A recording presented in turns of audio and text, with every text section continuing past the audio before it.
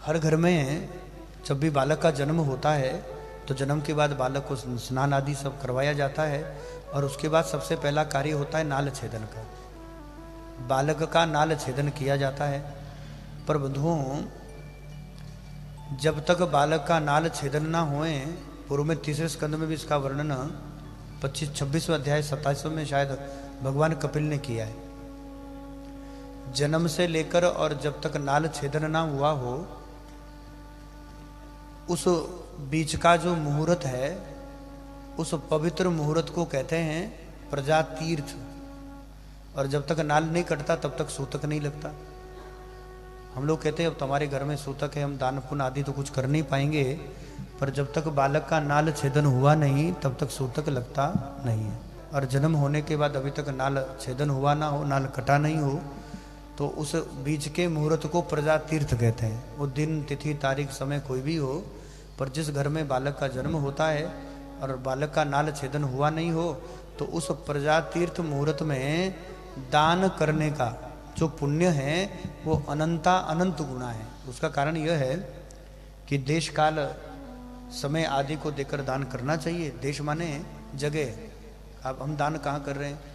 घर में दान करने का जो पुण्य है उससे अधिक दान करने का पुण्य तो मंदिर में, उससे भी अधिक दान करने का पुण्य है वो किसी कुआं, बावड़ी, सरोवर, तालाब के पास।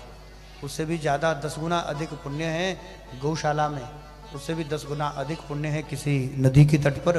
उससे भी अधिक 10 गुना पुण्य है तीर्थ नदी, जैसे गंगा है, यमुना, नर्मदा, गोदावरी हैं।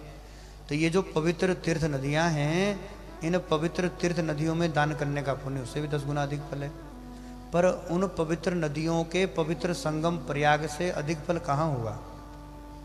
तो देश माने स्थान, काल माने समय।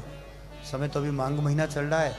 माघ में भी आज दुर्गाष्टमी है, कल दुर्गा नवमी है, फिर आगे एकादशी है। माघ शुक्ल पक्ष की एकादशी भी आ रही। भैया समय, उस समय में भी सबसे श्रेष्ठ माना गया है चंद्र सूर्य आदि ग्रहण। और उसमें भी दान में सबसे उत्तम माना गया है मकर, माघ, और माघ में भी प्रयाग तीर्थ। और उसमें भी यदि हमारा जन्म नक्षत्र हो तो जन्म नक्षत्र के दिन, अब बच्चे का जन्म जब हुआ है तो उसका जन्म नक्षत्र वही होगा।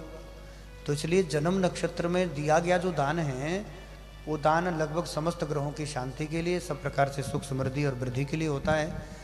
इसलिए बालक का जन्म हो जाए और माँ जब तक उसका नाल काटे नहीं, नाल छेदन हुआ नहीं, उसी समय संकल्प, यदि कोई रात को बालक हुआ, हॉस्पिटल में हुआ, तो उस मुहूर्त में दान का संकल्प कर लें।